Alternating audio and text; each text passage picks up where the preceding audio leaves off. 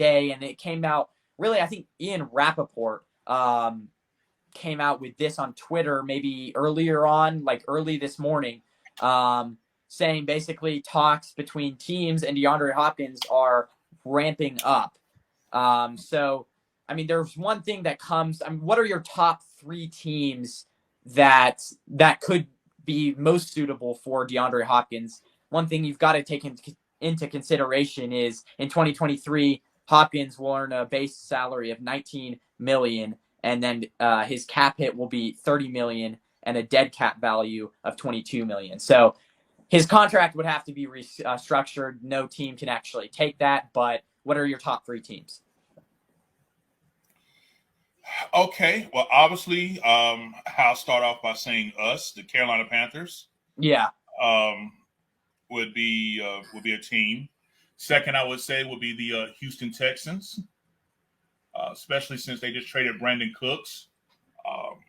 Again, for the fifth time, he's been traded. he's never experienced free agency. He's always been traded. And believe it or not, I would say the Kansas City Chiefs. Really? Okay. Wow. Put him with Patrick Mahomes. Wow. That would be scary, to say the least.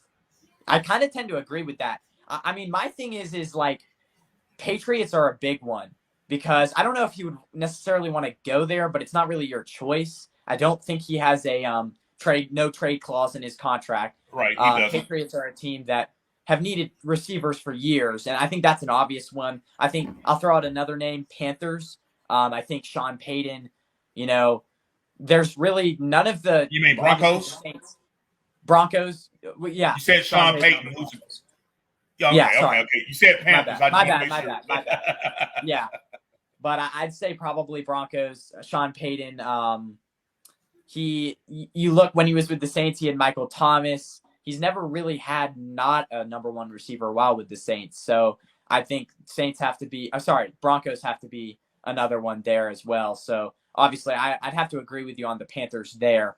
And then obviously if he were to go with the Panthers, what would that deal look like? See, that's one of the hangups because it was reported that the Cardinals are looking for not only a second round pick for him, but also a substantial player. Okay. Now that right there, I mean, don't get me wrong. I love DeAndre Hopkins. I think when healthy, he's easily a top 5 wide receiver. Probably the best hands since Larry Fitzgerald. I mean, catches everything. I think it was just last year, year before last, he went the whole season to have any drops. I mean, wow.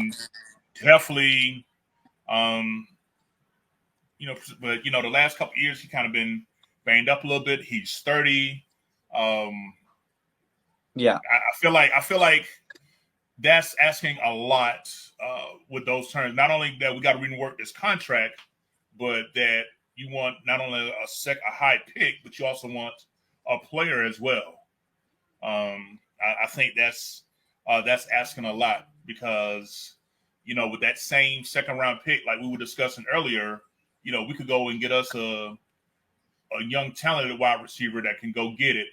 You know what I'm saying, at a much lower cost, Yeah. But, if I was GM, I would offer a third and a sixth with no player to the Cardinals, and definitely that contract would have to be reworked because where it stands now, it's a base salary of 19 with a $30 million cap hit for him. That definitely... And he said that he's willing to rework his contract. Yeah. Which is huge. And, for those that don't know, he went to school in the Carolinas at Clemson. So it would be a homecoming of sorts if he could come back this way. So, as a Panther fan, if it happens under the right deal, I would be stoked because now you have a rookie quarterback coming to a team with, DeAndre Hopkins, Terrence Marshall Jr., we just picked up a tight end, Hayden Hurst. We have a much improved offensive line. We picked up Miles Sanders at running back. We bringing back a solid defense that's going going to be stronger now that we're switching up to 3-4. It literally would be. That's why I say we could be in a position where, with the position of NFC South, where we could challenge for it if we were to nail this. So if it happens, that would definitely put a lot of things in our favor and definitely make us an attractive destination when we have much more salary cap in 2024. Yes, for sure. I think the one thing that puts you guys maybe over the Broncos, I think that team, who really wants to play with Russell Wilson right now, and that whole situation there, and it's like, yeah, you're coming to a Panthers team who they're going to have a rookie quarterback, but me personally would rather work with a rookie quarterback than work with,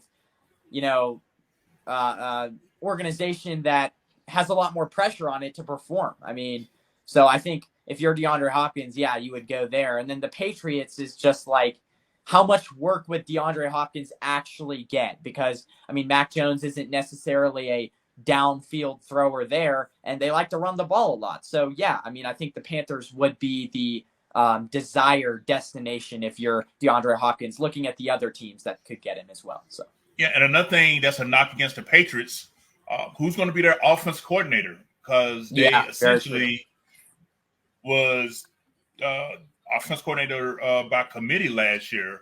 I mean, you took you had a former defense coordinator, Matt Patricia, playing the role of offense coordinator. It was so many times that you would see Matt Jones visibly frustrated, you know what I'm saying, with them. And I just think that the way it's presently constructed, that's just a toxic setup for any quarterbacks. I mean, wide receiver.